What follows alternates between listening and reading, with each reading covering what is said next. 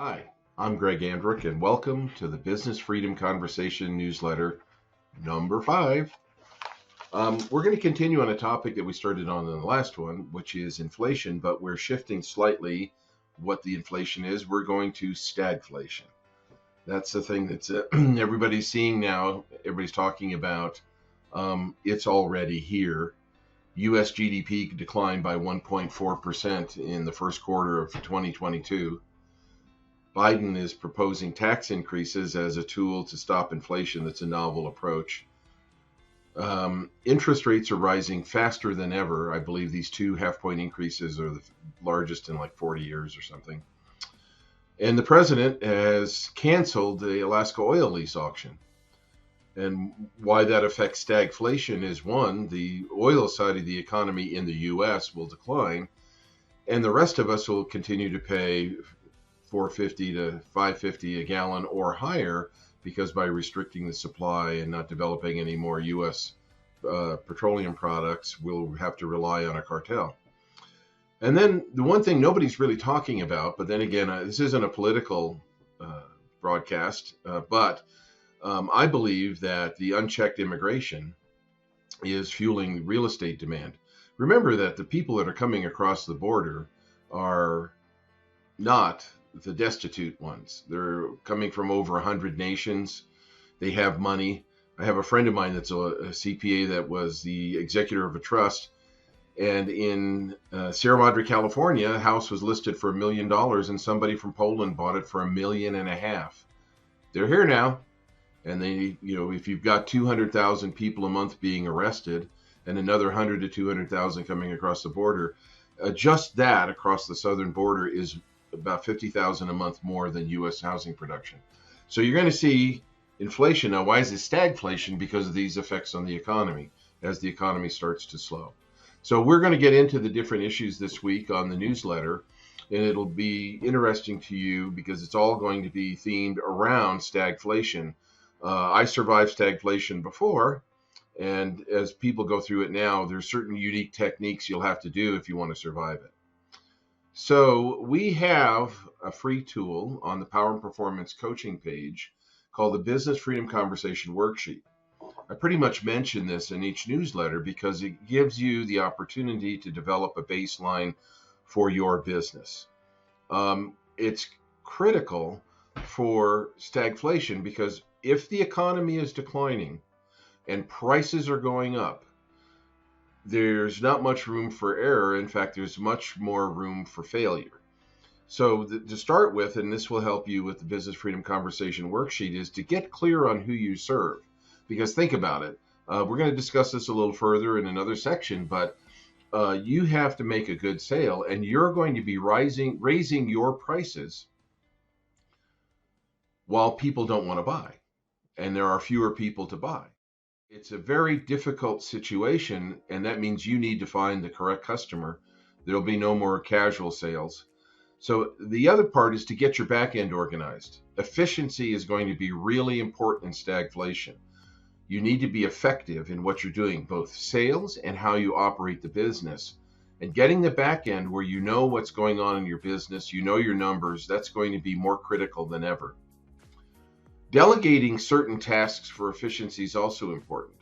Get the right people on the right job, and if you're not good at certain things, find somebody to do them for you because you're not going to have the margin of error. Then the final thing that you can work on is to take consistent action with accountability. Now, on the slide below, you'll see the 2 links to where you can get the Business Freedom Conversation Worksheet. This is going to help you deal with this stagflation by creating that baseline for your business. Now, stagflation affects sales in a very dramatic way. Customers are affected because their businesses are down and your business is going to be down. There's going to be a smaller market, and those people are going to have less money to spend when the prices of things are going up. So for you in the sales arena, and this, we have a connection with the folks at Victory Selling, and they have that sales maturity evaluation. And the critical things in that are going to help you with stagflation is to, for one, you need to identify who the ideal salesperson is for your organization. And if it's you, you need to make sure that you have the correct skills to present a higher price in a declining market. It's a trick, and it takes skill, and it takes real sales ability. And as we mentioned before, you have to really define and hone in on who your real customer is, because only a real customer is going to give you that higher price because they have the real need. Then another point that you need to do is to develop a go-to market position. Where are you in the marketplace? Define your place. Make sure that the customers know what your value proposition is, which means you have to refine your value proposition to get your proper place in the marketplace. So it takes some effort on your part to define who's your ideal customer, what do we offer them, and how do we get to them in our market position. Another critical thing in stagflation, because efficiency is really critical. Remember, you don't need every sale, you need just the ones that you're going to make. So to get that efficiency and to have a better sales process, you need to score and categorize your leads. If you don't score and categorize your leads, then you're going to run into the issue of an inefficient sales process where you're chasing after people that are never going to buy. And this is going to be even more true with stagflation. That's why it's critical for you to, one, have a good salesperson, two, develop where your position is in the marketplace so it's clear who you are and what you offer. That's where the value proposition comes in, to make sure that that is really specific and obvious to your potential customers. And then when you have these potential customers, you make sure that you spend your time and money. Remember, there's a cost of acquisition for every customer. And that's going to be more critical in the stagflation area because there's going to be fewer customers. So if you don't refine who it is you're going after, and you expend your marketing dollars on people that are not going to buy, see where this goes with stagflation? So you got to make sure that you're honing in on who your ideal customer is and spending your marketing and sales budget on those people to get an effective sale. And the last thing you need, and I can't tell you how many times I've seen this. So when I had my own business, and we generated about 5,000 clients over the 19 years I had that business, I can't tell you how many clients I've gone into who didn't know what they were selling. Oh, they thought they knew what they were selling, and it was all by an impression. Remember up there on the Business Freedom Conversation worksheet where you define who you serve? This becomes even more critical under stagflation. You have to make sure you've got the metrics and you know who your customer is, and that you measure it every month, and then you correct your impression of who you're dealing with. Because if you don't, you're going to be spending these marketing dollars and not getting the return, and then you go out of business.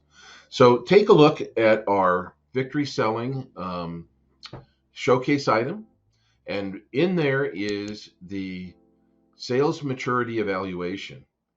And it has these items plus others for you to look at your process so that you can make your sales process more efficient, more effective, survive the fact of having to raise your prices in a declining market. It's a real trick, but if you're prepared, you'll be able to do it. So, we have, as part of our showcase items in our affiliates, is Keith Cothrell, the tax attorney. With stagflation, there's a lot of problems that come up with paying taxes. Think about it. You're going to raise your prices, the wages of your employees, the cost of your inventory, the expenses that you expend in providing the services to your customers or clients. Those they don't go up at the same time as the revenue. So you need to match the cost, the real costs, with the revenue. And there are tax problems related to that. We'll get to that in a couple of seconds, but it becomes critical to then analyze your business and what is the real cost of the product that you're selling and what is the real profit. Because think about it, it's going to be a problem. Inventory valuations, those of you selling physical products, inventory valuation methods become critical. Revenue recognition methods become really important. And these all lead to changes in accounting methods, and you may be fighting with the IRS if you don't do this properly.